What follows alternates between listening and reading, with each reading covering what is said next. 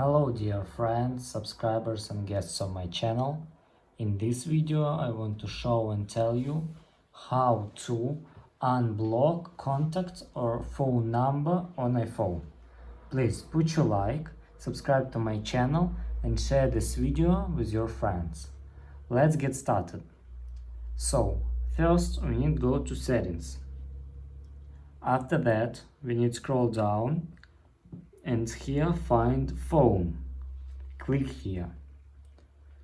And here you can scroll down and click blocked contacts. And here you can find your blocked contacts and swipe it to left and click delete. And that's all. If you enjoyed this video and found it helpful, please put your like, subscribe to my channel and share this video with your friends. Bye bye everyone.